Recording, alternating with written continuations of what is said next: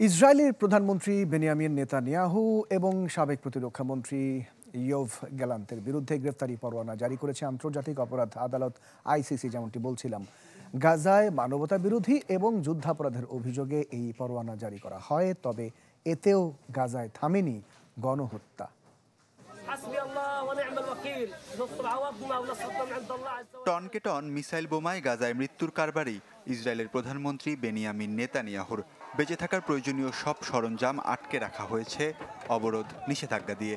এতে বোমাগুলি থেকে বাঁচলেও ক্ষুধা অসুস্থতায় বাড়ছে প্রাণহানি।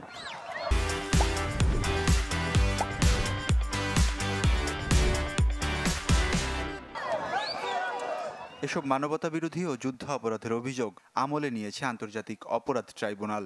নেতানিয়াহু ও তার সাবেক প্রতিরক্ষামন্ত্রী ইয়োভ গ্যালান্টের বিরুদ্ধে জারি করেছে গ্রেপ্তারি পরোয়ানা। বিবৃতিতে বলা হয়, জেনে শুনে গাজার মানুষের বেঁচে থাকার সরঞ্জাম ছিনিয়ে নিচ্ছে ইসরায়েল। ইচ্ছাকৃত হত্যার বহু প্রমাণও পেয়েছে আদালত। গেল বছরের ৮ অক্টোবরের পর থেকে গাজার ফিলিস্তিনিদের ওপর গণহত্যার ফলস্বরূপ এই পদক্ষেপ। বেসামরিকদের অনাহারে রেখে মৃত্যুর মুখে ঠেলে দেওয়া সহ ইচ্ছাকৃত হত্যার ঘটনা ঘটছে। স্বাস্থ্যখাত পঙ্গু করে মানুষকে বিপদে ফেলা হচ্ছে। গাজায় এমন বহু অপরাধ সংঘটিত করে আসছে ইসরায়েল।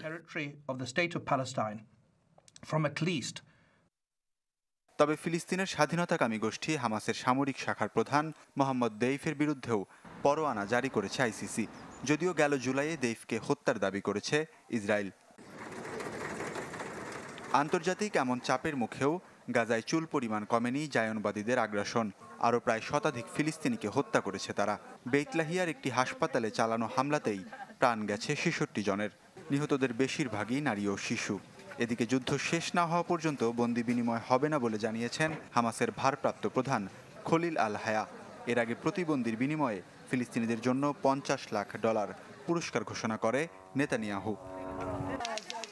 ওয়ালিউল্লাহ ফারুক, চ্যানেল 24।